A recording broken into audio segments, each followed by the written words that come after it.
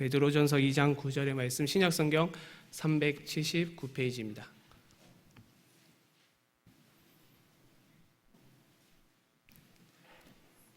우리 한 목소리로 합독해서 읽도록 하겠습니다. 한 마음 한 뜻으로 읽겠습니다. 시작. 그러나 너희는 택하신 족속이요 왕같은 제사장들이요 거룩한 나라요 그의 소유가 된 백성이니 이는 너희를 어두운 데서 불러내어 그의 기이한 빛에 들어가게 하시니에 아름다운 덕을 선포하게 하려 하심이라. 아멘. 우린 계속해서 성도의 정체성이라는 주제로 이 시간에 함께 말씀을 나누고 있습니다. 오늘은 세 번째 주제로요, 하나님의 보물이라는 제목으로 하나님의 말씀을 함께 나누도록 하겠습니다. 성경에 충실하여 성경이 말하고 있는 그대로 성도의 정체성에 대해서 우리가 올바로 깨닫고 인식하는 것은 매우 중요합니다. 왜냐하면 어떤 한 사람이 사고하고 말하고 행동하는 것은 그 사람의 정체성에서부터 비롯된다고 해도 과언이 아니기 때문입니다. 그런데 안타까운 것은 오늘날의 교회는 성도의 정체성에 대해서 확고한 인식이 없는 것 같습니다. 그러다 보니 세상 속에서 하나님께 속하여 구별된 사람답게, 성도답게 사고하고 말하고 행동하지를 못합니다. 불신자들과 똑같이 사고하고 행동하고 말을 합니다.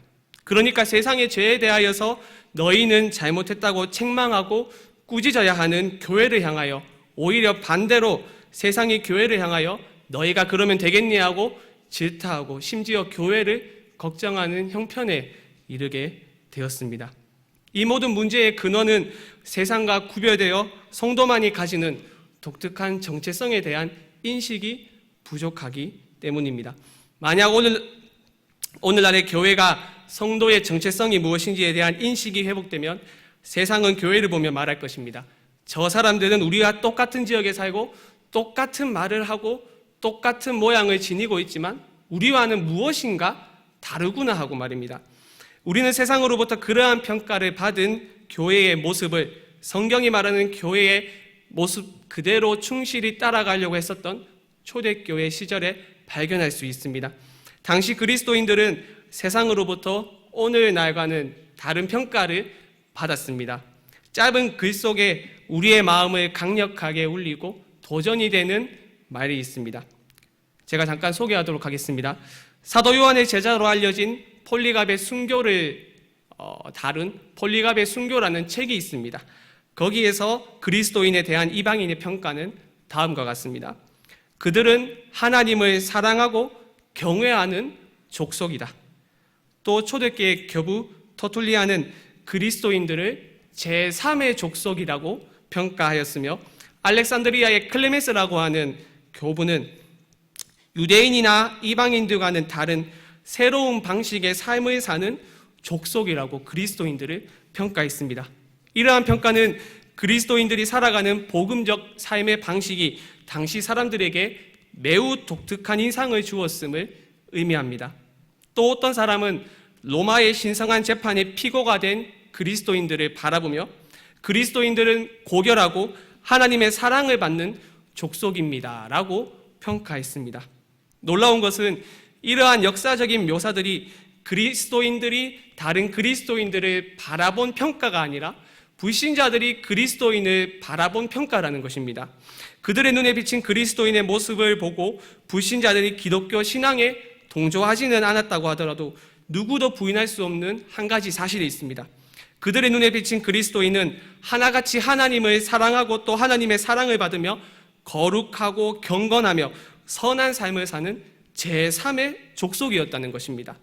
자신들과는 무엇이 다르구나 하고 불신자들은 경험했는 것입니다. 우리들이 잘 아는 것처럼 복음의 선포가 자유롭지 않았던 당시 교회는 그들이 입을 열어 복음을 전할 자유가 없었습니다. 그럼에도 불구하고 그들은 그들의 정체성과 삶으로 복음을 전하였습니다. 그것은 불신자들의 마음을 감동하기에 충분했습니다. 그렇다면 우리는 참으로 중대하고 우리의 마음을 무겁게 하는 질문 앞에 서지 않을 수 없습니다. 과연 오늘날 교회는 세상으로부터 어떠한 평가를 받고 있는가? 아마 긍정적이지는 않을 것입니다. 우리가 초대교회 성도들이 세상으로부터 받은 인상을 회복하기 위해서는 무엇이 회복되고 또 필요하겠습니까? 크고 화려한 건물일까요? 아니면 수십만 명이 교회로 모이는 것일까요? 이러한 것들로는 사람들에게 초대교회 성도들이 그러했던 것처럼 불신자들에게 깊은 인상을 줄 수 없다는 것을 우리는 오늘날의 경험을 통하여서 너무 잘 알고 있습니다. 유일한 대안은 우리의 정체성에 대해서 올바로 깨닫고 하나님께서 왜 나에게 그런 정체성을 주셨는지 고민하며 부르심에 합당한 삶을 사는 것밖에 없습니다. 특별히 우리가 읽은 말씀에서 사도 베드로는 예수를 믿는 성도의 정체성에 대해서 무엇인지, 왜 많은 사람들 중 특별히 우리를 부르셔서 그런 정체성을 주셨는지 그 이유에 대해서 아주 분명하고 선명하게 말합니다. 총 4가지로 정체성을 정의하고 있는데요. 상반절 말씀에서는 택하신 족속, 왕같은 제사장, 거룩한 나라, 그의 소유가 된 백성으로 정체성을 정의한 후 이어지는 하반절 말씀에서는 그 부르심의 목적에 대해서 하나님의 아름다운 덕을 선포하게 하려 하심이라 라고 말하며 성도의 정체성과 그 목적에 대해서 분명하게 말하고 있습니다.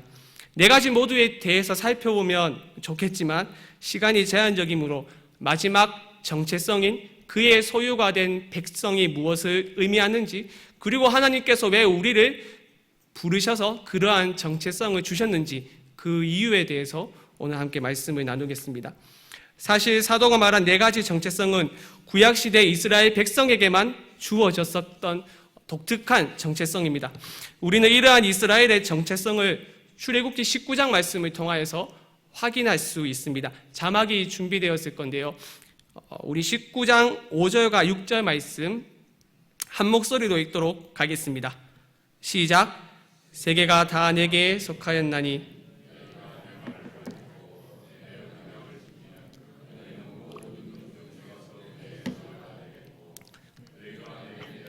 제사장 나라가 되며 거룩한 백성이 되리라.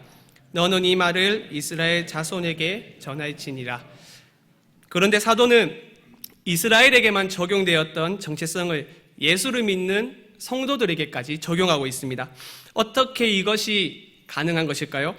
그것은 모퉁이의 머릿돌 대신 예수 그리스도 덕분입니다. 앞선 2장과 6절, 7절 말씀을 보면 베드로 사도는 이사야의 말씀을 인용하며 그리스도를 모퉁이돌 혹은 모퉁이의 머릿돌이라고 말하고 있습니다. 모퉁이돌은 서로 다른 방향의 두 벽이 만나는 자리에 놓여 건물의 무게와 구조 전체를 떠받쳐주는 역할을 합니다. 건축학적으로 건물에서 가장 중요한 기초석으로서 성경에서 이 표현은 주로 이방인과 유대인을 연결하는 그리스도를 묘사할 때 사용되어집니다. 절대로 서로 당시에는 양립할 수 없는 유대인과 이방인 두 족속이 예수 그리스도 안에서 하나가 되어 교회를 이루었다는 것을 의미합니다. 그래서 모퉁이돌 대신 그리스도로 인하여 아브라함의 후손인 이스라엘에게만 적용되었던 정체성이 이제는 예수를 믿어 영적 이스라엘이 되고 또 영적인 아브라함의 후손이 된 교회에게까지 그대로 적용이 된 것입니다. 자, 그렇다면 그의 소유가 된 백성이 구체적으로 의미하는 것이 무엇일까요? 많은 사람들이 이 말씀을 말라기 3장 17절의 말씀을 사도가 인용했다고 주장합니다. 우리 함께 또 자막이 준비되었는데요. 말라기 3장 17절의 말씀을 한 목소리로 읽겠습니다. 시작. 만군의 여호와가 이르노라. 나는 내가 정한 날에 그들을 나의 특별한 소유로 삼을 것이요 또 사람이 자기를 섬기는 아들을 아낌같이 내가 그들을 아끼리니. 여기서 중반절 말씀을 보면 나의 특별한 소유라고 말씀하는데 영어 성경은 이것을 트레저 혹은 주얼리로 번역을 했습니다. 자, 무슨 의미일까요? 보물 혹은 보석으로 번역을 했습니다. 이것이 바로 그의 소유가 된 백성의 의미이자 그리스도를 믿는 우리 성도의 정체성입니다. 하나님의 보물 또는 하나님의 보석입니다. 그리고 한 가지 더 중요한 사실은 사도가 말한 그의 소유가 된 백성의 의미에는 종말론적인 의미가 내포되고 있다는 것입니다. 즉, 이 모든 것들을 우리가 다 종합해서 보면요, 이 땅을 살아가는 성도는 하나님의 사랑을 지금 현재 받음으로써 하나님께 보물입니다. 하나님에 대하여. 하지만 종말에 가서는 더욱더 많은 하나님의 사랑을 받고 완전하게 하나님의 보물이 된다는 것을 의미합니다. 그러니까 우리가 보석으로 치면 우리는 세공을 마친 완성품이 아니라 현재는 원석이라는 것을 의미합니다. 여러분 어떻습니까? 실감이 좀 나시는지 모르겠습니다. 이게 사실 보물을 소유해 본 경험이 있어야지만 좀 실감이 날 것 같은데, 아직 제 기준에서 저는 보물이라는 것을 경험해 본 적이 없으니까 내가 하나님의 보물이 되었다는 것에 대해서 그렇게 실감이라고 할까요? 그게 지금은 좀 나지 않습니다.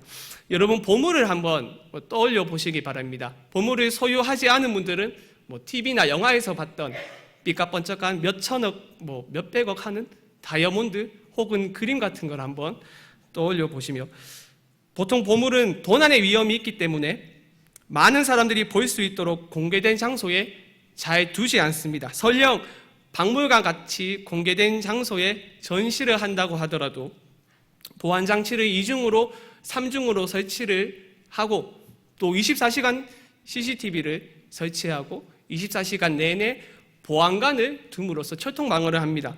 또 가령 이곳에서 저곳으로 물건을 옮길 경우에도 마찬가지로 삼엄한 경비와 외부에 노출되지 않도록 무엇으로 보물을 꽁꽁 숨겨가지고 외부에 노출이 되지 않도록 그렇게 물건을 옮깁니다. 우리가 하나님의 보물이라는 것이 바로 그런 의미가 아닐까요? 다른 사람이 우리를 빼앗아가지 못하도록 하나님이 우리를 철저하게 지켜주시고, 다른 사람들이 또 쉽게 볼 수 없도록 하나님이 당신의 품에 꼭 우리를 숨겨두든, 그것이 그의 소유가 된 백성의 의미일 것 같습니다. 제가 보물을 소유해본 경험은 없지만 몇 년 전 제가 말씀을 통해서, 그리고 어떤 책을 통해서 이 사실을 깨달았을 때 말로 좀 형용할 수 없는, 가슴이 정말로 설레고 뛰었던 경험이 있습니다. 사실 저는 어릴 적 여러 요인들로 인하여서 자존감이 매우 낮은 그런 아이였습니다. 또래 친구들과 저를 비교했을 때 모든 것에서 저는 열등감을 느꼈습니다. 그러다 보니 저 스스로에 대해서 사랑하지 못하고 자꾸 비관적으로 저 스스로에 대해서 바라보는 그런 경향이 어릴 적에 있었습니다. 초등학교 때는 가난한 형편 때문에 학교에서 주는 우유를 공짜로 먹었습니다. 그런데 제가 6학년인 것으로 기억을 하는데요, 저희 담임 선생님이 어떤 한 시간에 저희 반의 모든 학생들이 있는 공개된 시간의 장소에서 제가 공짜로 우유를 먹는다고 공개적으로 발언을 했습니다. 그러니까 학생들이 묻죠. 왜 혜용이만 왜 우유를 공짜로 먹냐고 할까? 선생님이 가난하니까 이렇게 발언을 했습니다. 엄청난 사실을 폭로하고 말았죠. 공개적으로 친구들에게 그러한 사실이 드러나자 저는 어린 나이에 그것이 얼마나 상처가 되었는지 모릅니다. 그리고 사는 집 또한 그렇게 외형적으로 봤을 때 아름답지 않았거든요. 학교 앞 바로 낡은 집이라고 할 수 있는 곳에 살았었는데 주택이었습니다. 학교를 가려면 이제 대문을 나와야 되니까요. 그런데 대문 틈 사이로 보면 아주 작은 구멍 사이로 제가 대문에 나가기 전에 항상 이렇게 대문 사이로 누가 지나갔는지 안 지나갔는지 한 몇십 초 정도 동안 봤습니다. 제가 혹시 대문을 열고 나가다가 제가 아는 친구를 만나게 되면 제가 이렇게 낡은 집에 산다는 것에 대해서 굉장히 부끄러움을 또 느꼈기 때문에 그렇게 행동을 했습니다. 그리고 실제로 제가 문을 열고 나가서 어떤 학생과 눈을 마주치면 마치 제가 죄를 지은 것처럼 그렇게 빠른 걸음으로 발걸음을 옮겼습니다. 중학교, 고등학교에 진학해서도 형편은 더 좋아지지 않았습니다. 똑같았죠. 나라에서 지원하는 부식이나 지원비에 의존했었습니다. 그러다 보니 자연스럽게 저는 가난한 것이 부끄럽고 또 죄라는 인식 속에서 저는 그렇게 살아갔었습니다. 항상 패배주의 의식 속에서 살아갔던 것이죠. 공부도 못하고 또 사춘기의 꽃이라고 할 수 있는 여드름이 제가 중학교 때부터 얼굴에 많이 났습니다. 그러니까 외모에 대한 자신감도 없었는데요. 제가 고등학교 때 여드름이 반에서 너무 많으니까 양호 선생님이 저를 어여삐 여기셔가지고 어디에서 쌀겨를 구해왔어요. 여드름에 좋다고 하는 쌀겨를 구해와가지고 수업 시간에 또 저를 혼자 부르셔가지고 복도에서 네 위에서 주는 거다, 여드름에 좋으니까 써라라고 말을 했습니다. 우스운 이야기지만 제가 대학교 때인가요? 여드름을 이제 짜기 위해서 거울 앞에 서가지고 제가 면봉으로 여드름을 짜고 있는데 갑자기 깊은 곳에서부터 서러움이 막 밀려오는 거예요. 그러니까 저도 모르게 막 눈물을 흘리면서 엄마한테 유전 때문에 여드름이 많이 나니까요. 엄마한테 엄마 때문에 내가 여드름이 많이 나가지고 이 나이 돼서 여자 손 한번 못 잡아보고 가면서 막 서럽게 엄마한테 그렇게 화도 냈던 그러한 경험들이 있었습니다. 뭐 이런 요인들 때문에 저는 제 스스로를 사랑할 수 없었고 항상 열등감과 패배의식 속에서 살아갔었습니다. 하지만 이러한 열등감 그리고 패배의식은 하나님의 보물이라는 성도의 정체성을 깨달은 후 사라졌습니다. 내 소유와 상관없이, 나의 지식과 상관없이, 외모와 상관없이, 내 지위와 상관없이 오직 그리스도 때문에 나를 하나님의 보물로 여겨주신다는 이 엄청난 복음을 깨닫고 저는 참 감격스러웠습니다. 여러분, 절대로 잊으시면 안 됩니다. 나에게 선한 그 무엇이 있기 때문에 하나님이 나를 보물로 여겨주시는 것이 아닙니다. 오직 그리스도 때문에 우리를 보물로 여겨주십니다. 우리가 하나님의 사랑을 받는 거룩한 그리스도께 접붙여졌기 때문에, 우리가 그리스도 안에 있고 그리스도와 연합한 존재이기 때문에 하나님이 우리를 보물로 여겨주시는 것입니다. 절대로 우리에게 보물로 여김을 받을 만한 그 무엇이 있기 때문에 하나님이 우리를 보물로 여겨주시지 않습니다. 그래서 위대한 교부 아우구스티누스는 이렇게 말했습니다.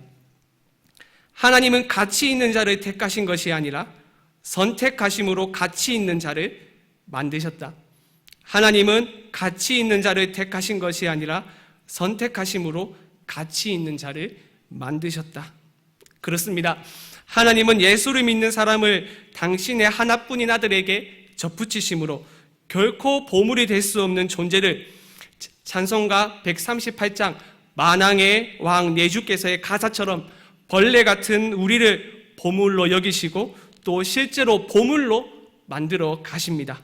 이것은 우리의 형편과 상황에 의해서 변하지를 않습니다. 여러분 모두 스마트폰을 처음 구입했을 때 한번 생각해 보십시오.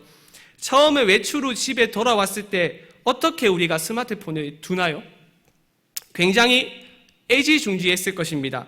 주머니에서 스마트폰을 꺼내서 침대나 소파와 같이 푹신한 곳에 두죠. 하지만 그것도 던지는 것이 아니라 어떻게 굉장히 살포시 놓습니다. 소중하기 때문이죠. 그런데 시간이 지난 후 가치가 떨어지면서 신경 쓰지 않습니다. 어떻게 되든 상관이 없습니다. 바닥이 되었든 책상이 되었든 딱딱한 곳 신경 쓰지 않고 외출 후 우리가 주머니에서 폰을 꺼내서 휙 바닥에 던져버립니다. 과연 시간이 지나도 하나님이 우리가 스마트폰을 대하듯 그렇게 우리를 대하실까요? 절대로 아닙니다. 하나님이 우리를 보물로 여기기 위해서 너무나도 귀한 하나뿐인 아들을 저주로 여겨지던 십자가에서 죽이셨습니다. 아들의 피로 우리를 보물로 사셨습니다. 그렇기에 우리를 스마트폰처럼 던져버리거나 버리거나 시간이 지나면서 우리를 소홀히 여기지 않으십니다. 오히려 시간이 지나감에 따라 마지막 날이 가까워옴에 따라 우리를 더욱더 사랑하시고 원석에서 완성품으로 우리를 만들어 가십니다. 이 진리를 깨닫자 얼마나 하나님께 감사하고 감격했는지 모릅니다. 세상의 기준으로 보면 아무런 가치가 없고 살아갈 이유가 없으며 스스로를 사랑할 수 없는 존재이지만 그럼에도 불구하고 하나님은 그리스도 때문에 나를 보물로 여겨주신다는 이 사실이 저를 자유하게 했으며 살아갈 힘과 용기를 주었습니다. 우리 모두가 그리스도 안에서 하나님의 보물이 되었다는 이 진리를 깊이 깨닫고 살아가기를 바랍니다. 그렇다면 우리에게는 한 가지 의문점이 있습니다. 하나님은 왜 죄와 사망의 권세 아래에서 죽을 운명에 처할 우리를 아들의 피로 구원하셔서 당신의 보물로 삼으신 것인가? 하나님이 심심하셔서 그렇게 하셨을까요? 거기에는 하나님의 목적과 계획이 있습니다. 우리는 그 해답을 9절 하반절 말씀을 통해서 발견할 수 있습니다. 사도는 이렇게 말합니다. 이는 그의 기이한 빛에 들어가게 하신 이의 아름다운 덕을 선포하게 하려 하심이라. 사도는 분명히 말합니다. 하나님이 우리를 당신의 보물로 삼아주는 이유는 죄 많은 세상에서 우리가 분리되어 우리끼리 정신 승리하라고 그렇게 보물로 삼으시는 것이 아니라 하나님의 아름다운 덕을 선포하게 하기 위해서 우리를 당신의 보물로 삼았다고 말입니다. 이 말씀은 과거 이스라엘이 많은 민족 중에서 특별히 하나님의 선택을 받아 다른 민족들과 구별된 이유와 똑같습니다. 여러분, 하나님께서 많은 민족들 가운데 왜 하필 특별히 이스라엘을 사랑하셔서 당신의 백성으로 선택하셨습니까? 다 이유가 있습니다.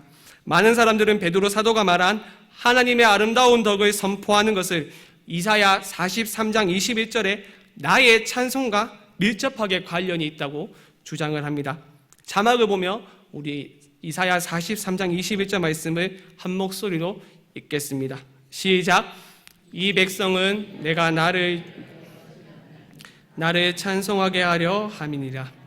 아멘. 이사야 선지자는 하나님께서 이스라엘을 택하신 이유가 하나님을 찬송하게 하는 것이라고 말하였고, 사도는 이것을 그대로 신약시대 교회에 적용하여 하나님의 아름다운 덕을 선포하는 것으로 말하고 있습니다. 우리가 하나님을 찬송하는 것을 단순히 공동체가 함께 모여 하나님의 이름과 그분이 행하신 일들을 찬송하는 것으로 축소시켜서는 안 되겠습니다. 물론 공동체가 정해진 시간에 함께 모여 하나님의 존재와 하나님이 행하신 일들을 찬송하는 것 매우 귀한 일입니다. 하지만 이사야가 말했고 또 사도가 말한 하나님을 찬송하는 것과 하나님의 아름다운 덕을 선포하는 것은 그것의 의미를 뛰어넘어서 성도의 존재를 통하여 하나님의 존재와 하나님이 행하신 이들을 선포하는 것을 의미합니다. 여러분, 이사야가 말한 이스라엘의 또 다른 정체성이 무엇이죠? 열방을 비추는 빛입니다. 이사야 60장 1절 말씀은 이렇게 말합니다. 일어나라, 빛을 발하라. 이는 내 빛이 이르렀고 여호와의 영광이 내 위에 임하였습니다. 그래서 제 가운데 거하는 많은 민족들이 어두운 이 세상 속에서 빛으로 우뚝 선 이스라엘을 보고 하나님께로 돌아오게 하는 것이 이스라엘의 소명이었습니다. 그것은 단순히 그들이 공동체적으로 모여 찬송함으로써 되는 것이 아니라 그들의 전 존재를 통하여 하나님의 아름다운 덕을 선포할 때 가능한 일이었습니다. 그러나 우리들이 잘 아는 것처럼 이스라엘은 하나님을 찬송하는 일에 실패했습니다. 하나님의 뜻에 맞게 살아가는 것이 아니라 이방 민족들 속에서 이방 민족처럼 사고하고 말하고 그들과 똑같이 행동했습니다. 그래서 하나님은 그리스도를 통하여 새로운 공동체인 교회를 세우심으로 이스라엘의 정체성 소명을 계승하게 하셨습니다. 그것이 예수님이 산상수훈의 말씀에서 제자들에게 하셨던 말씀이죠. 너희는 세상의 빛이라. 그 말씀이 이 의미입니다. 그래서 그리스도 안에서 하나님의 보물이 된 우리는 우리의 전 존재를 통하여서 하나님의 아름다운 덕을 선포함으로써 세상을 비추는 빛이 되어 어둠 가운데서 멸망을 향하여 달려가는 이 세상의 사람들을 하나님께로 돌아오게 하는 역할을 해야 하는 것입니다. 그것이 하나님께서 우리를 택하신 족속, 왕같은 제사장, 거룩한 나라, 그의 소유가 된 백성으로 부르신 이유입니다. 무엇으로 그 일이 가능하겠습니까? 앞서 제가 말했던 것처럼 교회 건물을 높게 짓는다고 가능하겠습니까? 아니면 돈을 모아서 많은 재산을 가진다고 그것이 가능하겠습니까? 아니면 높은 지위에 올라가 많은 사람들이 우리를 우러러 볼 때 그것이 가능하겠습니까? 그것은 어쩌면 우리만의 착각인지도 모르겠습니다. 우리의 삶이 하나님의 아름다운 덕을 선포하기 위해서는 높은 지위에 오를 필요가 없습니다. 뛰어난 지식이 없어도 또 많은 사람들로부터 주목을 받지 않아도 괜찮습니다. 사랑하는 여러분, 제가 앞서 서두에서 인용했었던 초대교회의 모습을 생각해 보시기를 바랍니다. 그들의 많은 소유 혹은 그들의 지위 혹은 그들의 많은 수 때문에 불신자들로부터 하나님을 사랑하고 경외하고 또 하나님으로부터 사랑을 받는 제3의 족속이라는 평가를 받았습니까? 아닙니다. 그들은 그들의 정체성을 확고히 붙잡고 성도답게 그리고 교회답게 살아갔기 때문에 세상으로부터 그런 평가를 받았습니다. 그들의 정체성을 분명히 인식하고 거기에서부터 비롯되는 이 세상과는 다른 가치관, 다른 말, 다른 행동을 그들은 했기 때문에 세상으로부터 그런 평가를 받았던 것입니다. 그것이 하나님의 아름다운 덕을 선포하는 것이고 이미 임한 하나님의 나라를 이 땅에 선포하는 것입니다. 우리 모두가 성도로서의 정체성, 특별히 우리가 하나님의 보물이 되었다는 이 놀라운 정체성을 확고히 붙들고 우리의 존재로 우리들의 모든 삶의 영역에서 하나님의 아름다운 덕을 선포함으로 하나님의 영광을 이 세상에 보여주며 어둠에 빠진 사람들을 하나님께로 돌아오게 하는 일에 귀한 일에 쓰임을 받는 여러분들과 우리 교회가 되기를 간절히 소망합니다. 우리 함께 기도하겠습니다.